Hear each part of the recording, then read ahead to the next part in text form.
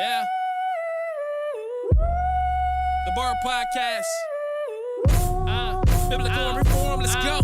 Yeah, welcome to the bar. Come on and pull up a seat and open up your Bible. What a wonderful feast. The living bread, and we're discussing what it means for the streets, the inner cities, and the burbs, and every person we meet. That's where we challenge worldviews that we hear from world news. In light of the scripture, yo, we are here to serve you. We're your source for resources to help you on your way as you battle mean forces. Yo, this is for the people who can see the importance of sound theology and the scripture that support it. Yeah, this is for the truth lovers, biblically reforming, preaching Christ to the nations. Yeah, the nations. Welcome to the modern Reformation. Yeah. Welcome everybody to the bar. It's your guest host David Knight from Exposit the Word, standing in for Dwayne. Different host, same show, and same top guests. So let's get to it, because I am super excited to be coming through your speakers, your earbuds, wherever you are listening to the bar. And as always,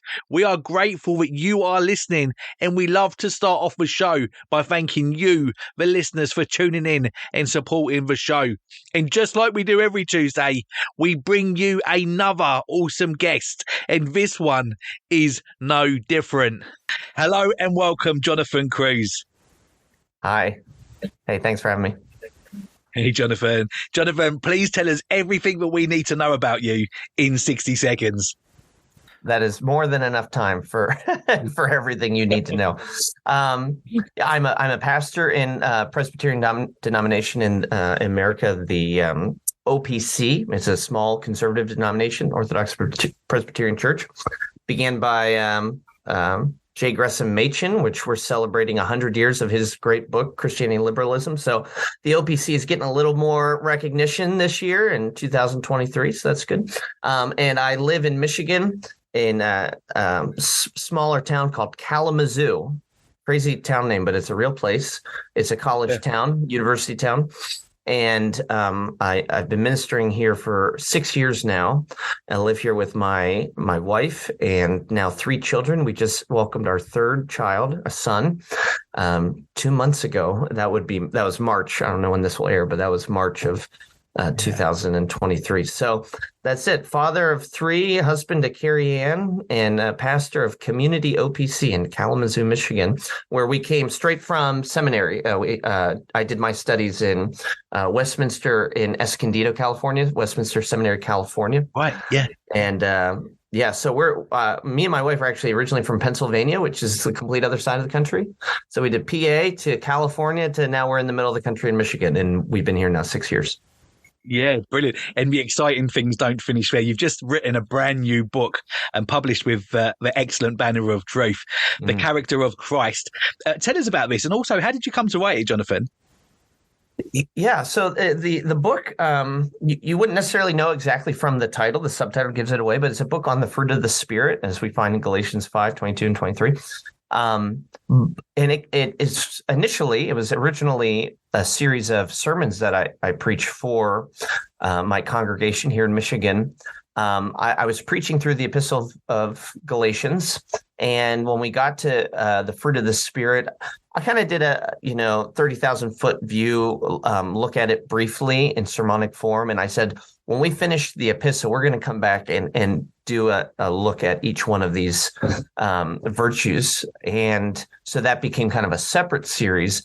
But I wanted to do something different than what I was seeing in a lot of other published work on the fruit of the Spirit, which was, I didn't want this to become a sermon series where it's, now, how can you be patient? How can you be kind? How can you be? Yeah.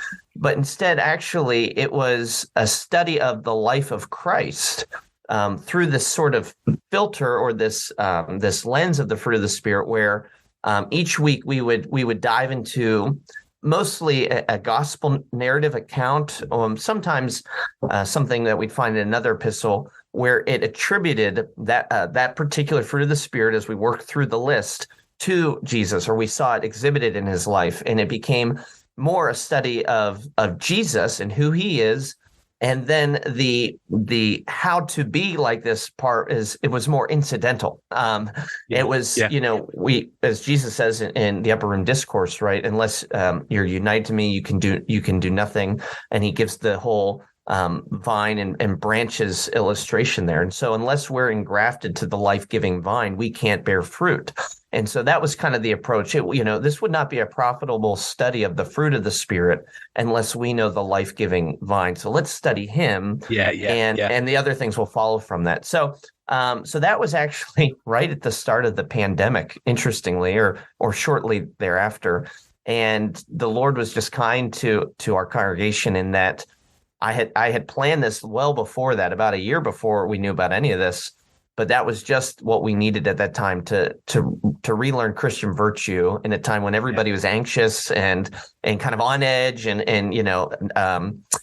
perhaps angry with each other about certain things or offended and all that. So it was a great time for us to study that. And it was also, David, because everybody at that time was now doing live stream. We never did live stream before. Now all of a sudden the sermons are going up and people are watching from across the country and stuff. Were finding us from different places. And I was getting text messages from some friends, in particular my father-in-law, who lived in Arizona, as he would watch each week and say, you need to turn this into a book. You need to turn this into a book. And I was getting some similar encouragement from the congregation. So after that was done, I kind of let it sit for a while, but then eventually went back to it and tried to tighten it up and send it off to Banner. So that's how it came to be what it is now, the character of Christ. Yeah, that's brilliant. You've actually got one there, haven't you? Show us the cover of it, Jonathan. I do. Yes, of course. There it is. Yeah, brilliant. The best cover Banner's ever done, the best cover any publisher's ever done, if I do say so myself. So. It's definitely a nice looking book, and it's nice inside as well. Very, very helpful. Thank you. So let's start at the beginning. What is the fruit of the Spirit, and how are they linked to the character of Christ, like you were saying? Yeah, I mean, very, very basically, it's that list of virtues that Paul gives us in the latter portion of chapter 5 in Galatians, and he uses the imagery of fruit as a means of conveying that this is something that the Spirit of God produces, cultivates, grows in our hearts. And, love, joy, peace, patience, kindness, goodness, faithfulness, gentleness, self-control. And I think most Christians, most believers, if they've been in Christian community for any length of time, are familiar with it, at least in some respects. How are they linked to the character of Christ, though, is that list, that those 9 virtues are the perfect description of the character of Christ. It is the Spirit's job, one of the Spirit's jobs, to grow us in the likeness of Jesus. We are to be conformed to the image of God's Son, Romans 8:29, and the Spirit is the one who does that. And so when we're told in other places of Scripture, in particular Galatians 5, that this is what the Spirit will make us like, well, then it's a way of saying this is what Jesus is like, because the Spirit's job is to make us like Jesus. Yeah. So good. So why is it so important that we have the whole Bible inform us of Christ's character rather than just have this postmodern approach where Jesus can be whoever I want him to be, Jonathan? Yeah, that's a great question. Well, that's a common notion, that postmodern idea, right? Jesus or God can be kind of whatever I want to make him. I would say that, the reason we need the Bible to tell us who Jesus is, to show us, what his character is really like, what his heart is like, is because Jesus isn't a figment of our imaginations. He's not a fantasy. He isn't an ideal. He was and he is a real person. He is a real person. And the Bible is his biography, especially, in particular, the Gospels. And, as I mentioned, in my book, I kind of, in each chapter, we zoom in or cut out a particular scene from a gospel account. So I'm trying to help Christians recognize that, one of the reasons we've been given the Scriptures is to know not just facts about Jesus, not just, to inspire kind of warm fuzzy feelings about Jesus. It's to learn who he is, what he's like. This is God's means of actually deepening a relationship with a real person, and that's exactly what Jesus is. So if we cave to that postmodern idea, Jesus can be whoever I want him to be, then you're not a Christian. A Christian is a follower of Christ, and if Christ is whoever you want him to be, then you're actually following yourself, and that's not what a Christian is. A Christian follows Jesus, and the Bible's where we find out who he is. Yeah, really helpful, really helpful. How similar and consistent in character are all three persons of the Trinity? As similar and consistent as they can be, right? They're identical. Jesus is not, or Jesus is the manifestation of the heart of God, the heart of the Father, by the power of the Spirit. So, I guess sometimes I'm assuming the question's coming from this idea that sometimes we think of maybe the Father as sort of dour and he's got a frown on his face, grumpy old man, curmudgeon, and Jesus is, he's more like the understanding, empathetic mother figure who's, oh no, it's okay, and tries to, appease the Father. Maybe the Spirit is some like hippie new age, like go with the flow, man, whatever you want. We just get these weird pictures, and it's like that the Bible never portray our theology, our Reformed theology doesn't allow it. I mean, the Confession, Westminster Confession, talks about how they're same, in essence and in being. So what we see in Jesus, what we find in Jesus is what we find in the essence and the being of God in his three persons. But it is that essence, that heart of God come in the flesh. That's what's so unique about the person of Christ and so helpful, is that now we can see what God is like, where before we couldn't, not in that same way, right? Yeah.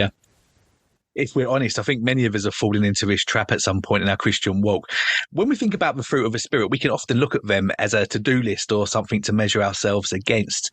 Is this how we're supposed to view them, Jonathan?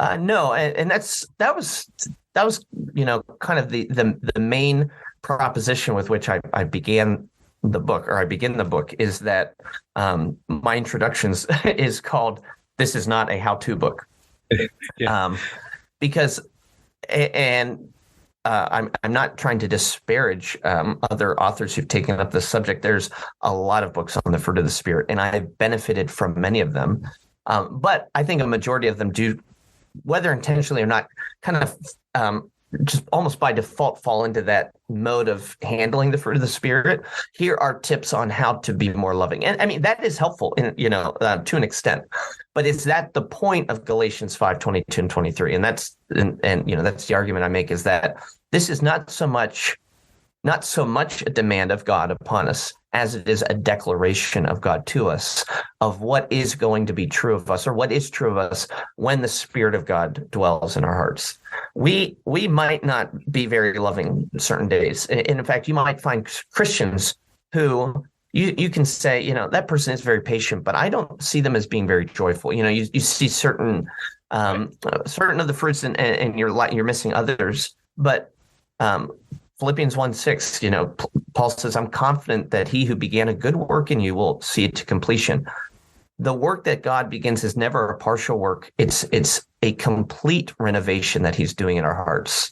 He doesn't miss out on certain areas. So yes, we might see growth in one area, not another, but that doesn't mean that the whole growth isn't there. And again, that's a work that God is doing. God will see it to completion. So if we read the fruit of the Spirit as this is something I need to kind of pull myself up by my bootstraps and accomplish for God, it's a spiritually torturous way to read that text. The Son of God came to put an end to the sin that would separate us from God, and then by his Spirit, he gave us his Spirit so that we can and will bear fruit and do those things which are pleasing to God. Our sin doesn't allow us to do that, but now we're not defined by our sin. We're defined by the Son, and we're given the Spirit. And so, as I say, this is not a how-to book. This is a he is book. This is a he did book. This is a book about Jesus. And the more we love him, the more we understand what he's all about, the more we will be conformed to his image. Yeah, so good. If someone's listening to this, Jonathan, and they're listening to us speak, and they've made a profession of faith at some point in their life, but actually they've not seen any of this fruit at all appear in their life, what would you say to them? That's a hard question. It's a good question. It's a really good question, because I think there are people that struggle with that, and my assumption is that people who struggle with that aren't going to vocalize that question. Right. They're ashamed of it. They don't know what to do with that. So but yeah, assuming that there's somebody listening, or somebody listening knows a brother or sister going through that, a couple answers. One would be that we need to remember Christians backslide, that's just a reality of the Christian life.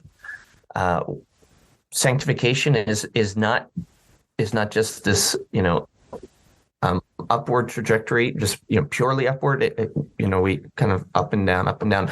But over time, the upward growth is what gets the victory.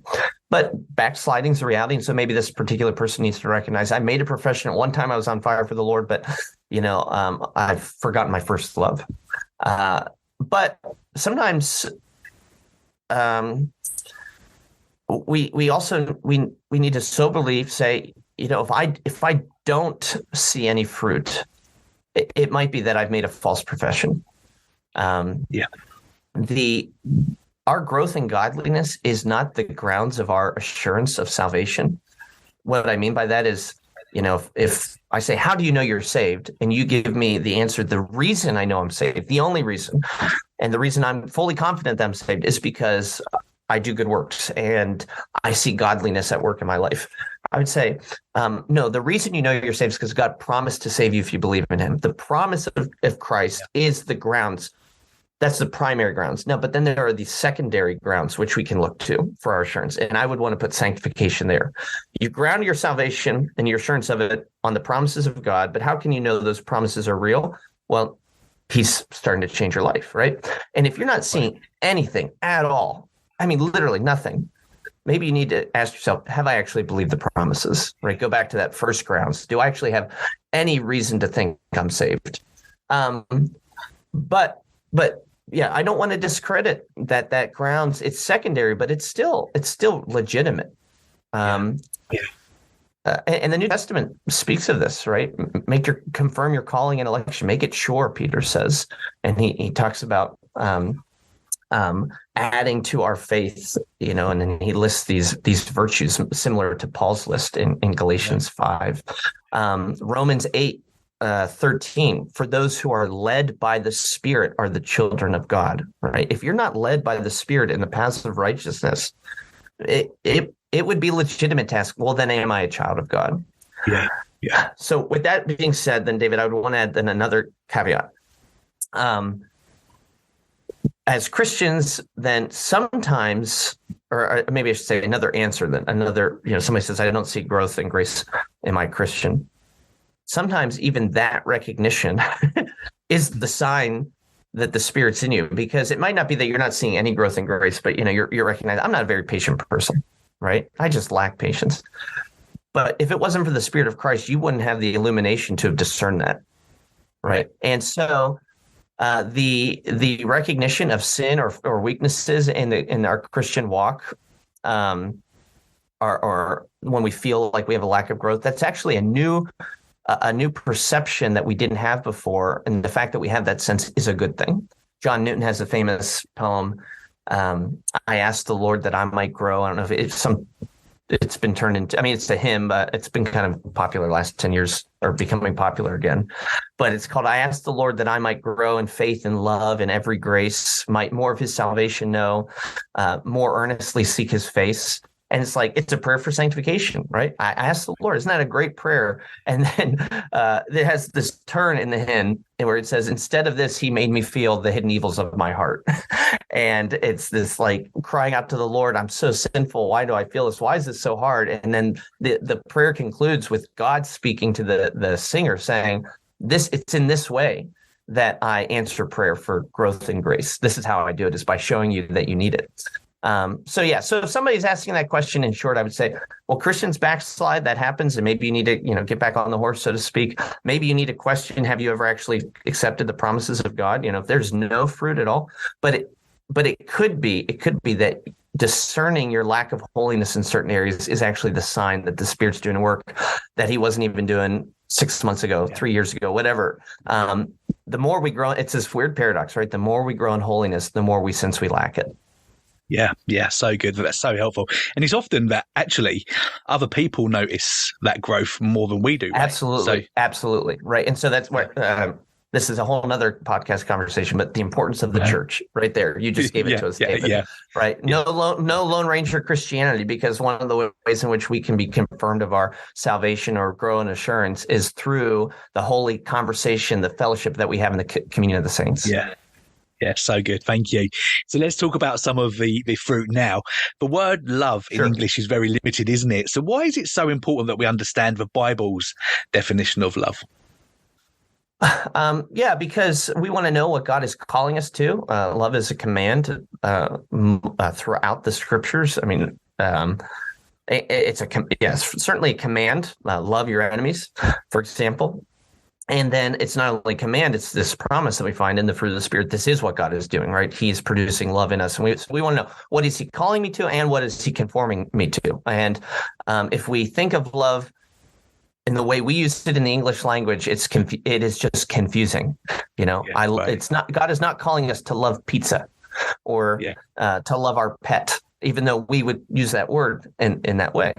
And so we're helped if we understand that this sort of agape love, and that's it's one of those few Greek words I think a lot of people have heard and most people know, but it's important to recognize, what does it mean? It's that love Jesus talked about. There's no greater love than this, that someone lay down his life for his friend. Yeah.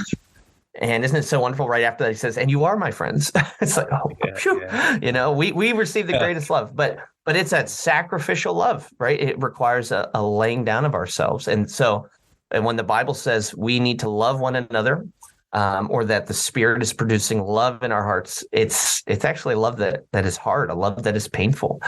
So that's why it's important we know. Yeah, brilliant. You write in your book that Jesus is the embodiment of joy. Tell us about that, Jonathan. Yeah, I come from, or where I'm ministering is like the center, the heart, or the Mecca, if you want to call it that, of Dutch Reformed Christianity in America. So, the people who immigrated from the continent back, 1600s, 1700s, 1800s. And so in Michigan, we have all of these cities that are named after the old country, Holland, Michigan, for example. And in Grand Rapids, your listeners will know, is a huge publishing center for Reformed books. Zondervan, Erdman's, RHB, Baker are all in the same city. It's just crazy, right? But one of the things that, of course, the Reformed are known for is being the frozen chosen, right?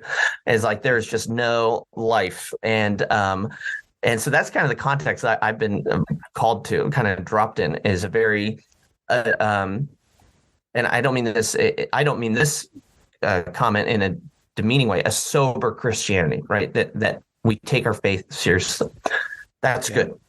But it can sometimes, the pendulum can swing such that it means there's this kind of feeling or reflex that happiness must then be wrong, right? Or if there's a feeling of lightness or happiness, joy, we're doing it wrong. There's a suspicion there, I would say. Yeah. So what I wanted to do in the book, in that chapter on joy, is to show indeed that Jesus is actually the man of joy. He is the incarnation of joy, that in particular because of the context in which I'm working. But what I mean by that is well, for one thing, I say that about all the virtues, and it's true. He is he's the embodiment of joy and peace and patience and kindness. Yeah. But we think maybe Jesus is a curmudgeon. We know he was a man of sorrows. The Bible says, indeed. We know Jesus wept. We know that he chased out money changers. Was he ever happy though? And so I wanted to pull out some biblical evidence to suggest, yes, indeed, he was not just happy; he was the happiest person who ever lived. Because I don't think we think about those verses. So, talked about how Jesus. Just there's anecdotal evidence that he's a man of joy, right? That he was liable to the charge of being a drunk, right? Because he was feasting with certain people. Okay, well, you don't get that charge if you didn't know how to have a good time, right? Or he knew how to dive into the world of children. Children loved him and he loved them. You can't do that without the spark of joy.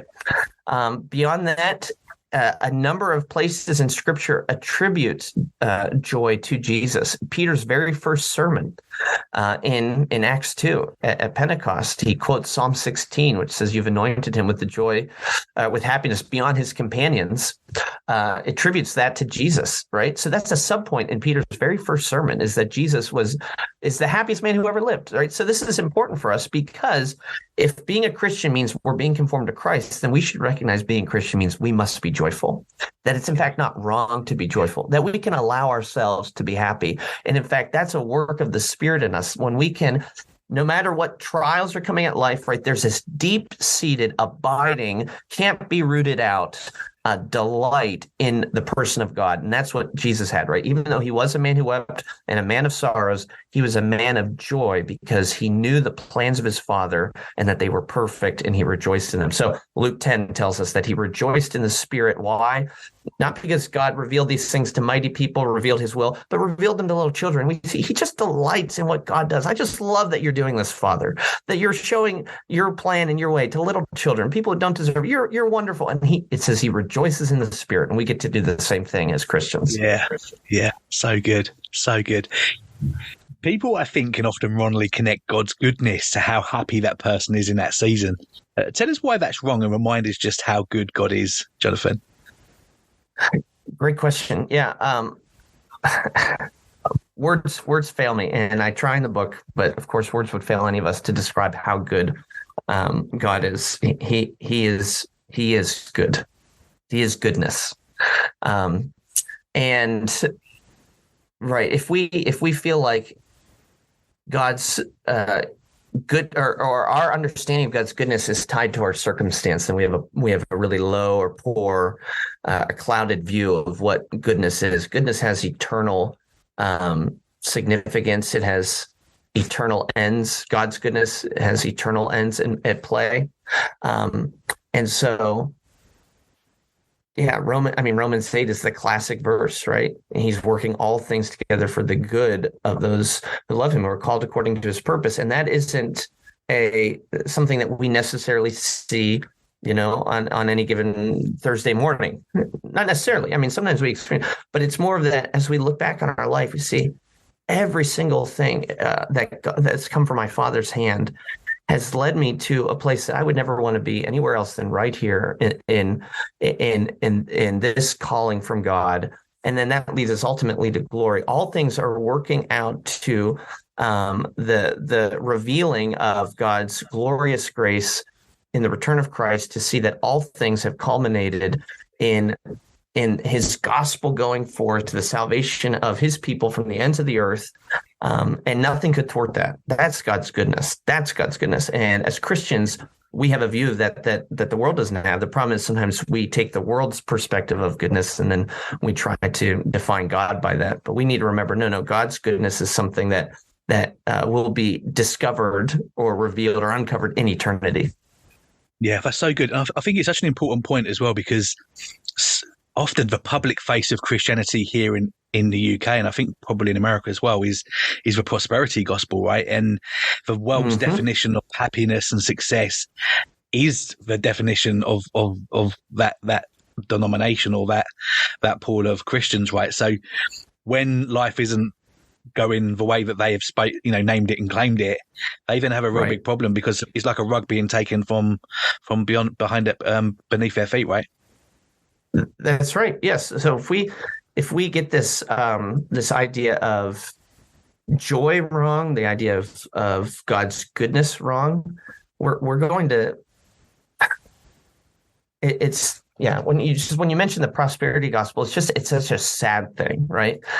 Because it's deceptive, and it leaves people empty in a way that if they really understood the gospel, they would never feel empty. Yeah. Martin Luther has a line in his commentary on Galatians, I think it's Galatians, when he's talking about what it means to be heirs of God, co-heirs with Christ. He says, you're not heirs of some rich, mighty man. You're heirs of God, the creator of the world. And if a person could fully appreciate what it means to be a son of God, an heir of God, you would rate the might, the wealth of nations small change, he says, in comparison with what you get from heaven. So what's the world to him who has heaven? And we flip that upside down, right? The prosperity gospel flips that upside down. It's like, no, get the world. And that's how we measure our happiness. And no, the happiness is the pronouncement of the gospel that we're heirs of God, co-heirs with Christ. What is the world to him who has heaven? That's God's goodness. God's goodness gives us what we don't deserve, but what we could never live without, which is his presence. We get him in heaven forever. What could be better than that? And the Christian who knows that is joyful in all circumstances. Yeah. So true. Thank you. When we speak to people who are not Christians, most assume, in my experience, if they believe in God, that is, that they already have some sort of peace with him. Why is that so dangerous, Jonathan? Because the lack of peace that we have by nature in our sinful nature is the greatest problem we have. That's what sends us to hell, is that we're not reconciled to God, right? So for people to sit on their laurels thinking that me and God, we're buddies, we're good, we're on good terms, that is dangerous unto damnation. Yeah.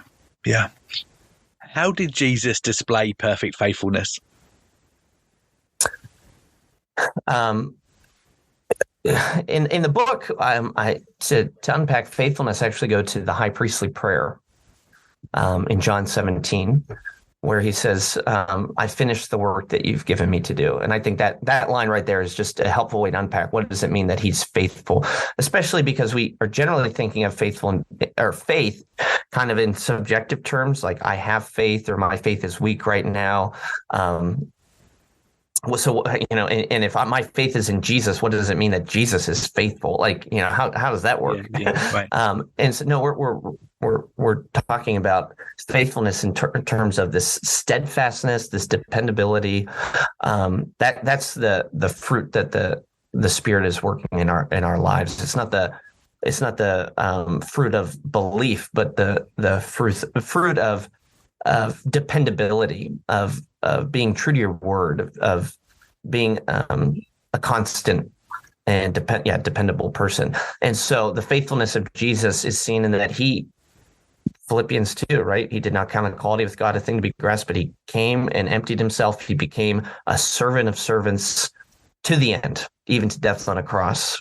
And because of that, God has highly exalted him. And that's Jesus' prayer in John 17. I finished the work that you've given me to do. Now, let me share in that glory that we had since before the beginning of all time. So he's faithful in that he accomplished the work of redemption. If it wasn't for the faithfulness of Jesus, we would have nothing to put our faith in.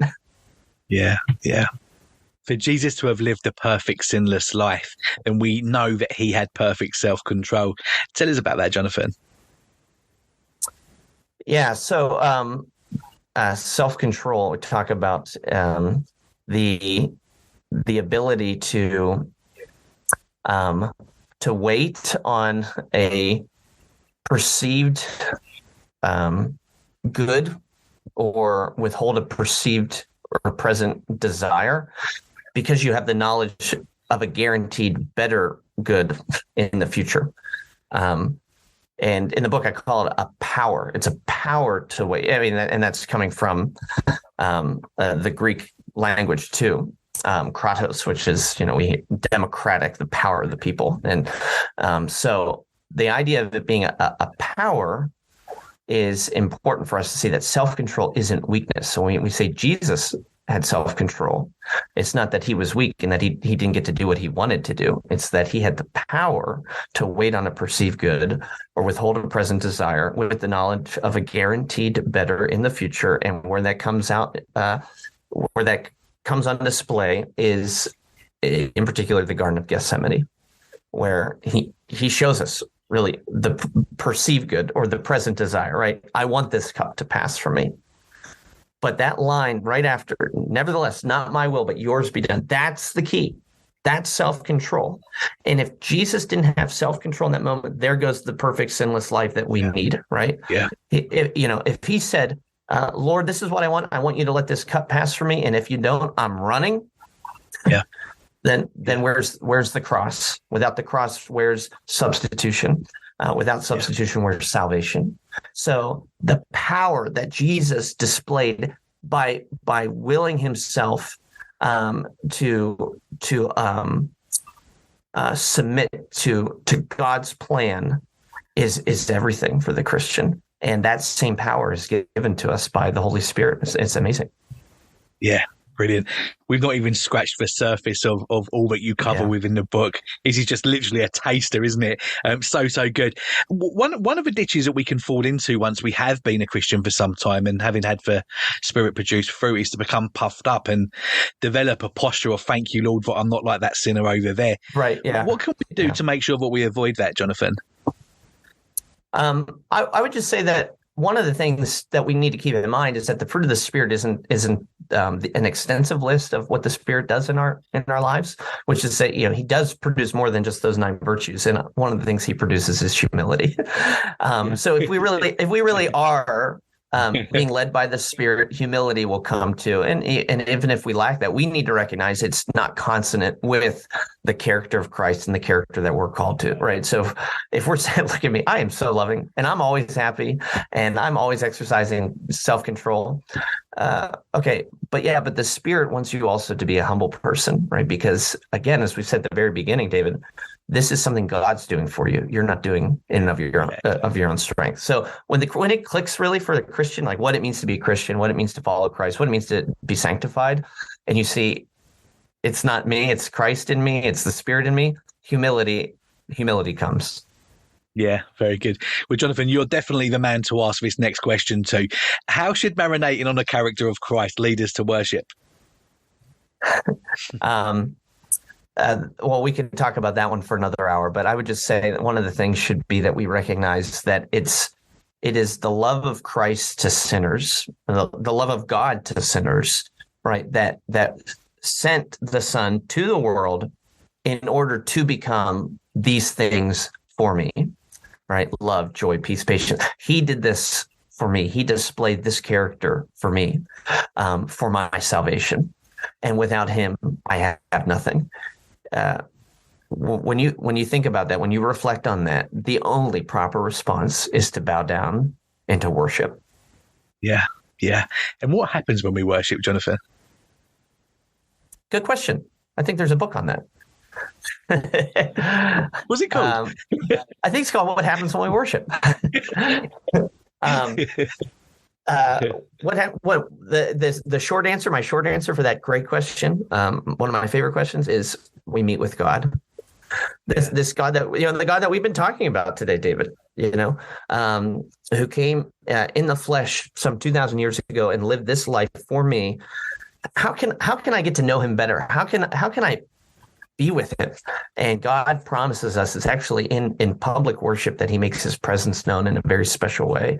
And so we get to do something that we cannot do in any other sphere of life. It's not part of my my job as an engineer or as a businessman. It's not part of my studies in school. It's not part of the chores I have to run or errands I have to run each week. There's something unique about what happens on the Lord's Day when the Lord calls his people, and that special thing is we meet with him. We actually get him. And when you recognize that, then Sunday is the best day of the week, right? And nothing can top that. Yeah, so true. Well, we're going to make sure wherever you're listening or watching this interview, there's going to be a link to both of these books in the description below. So make sure that you check those out. Jonathan, we're about to take a very quick break and then we'll come back with the 3 signature bar questions.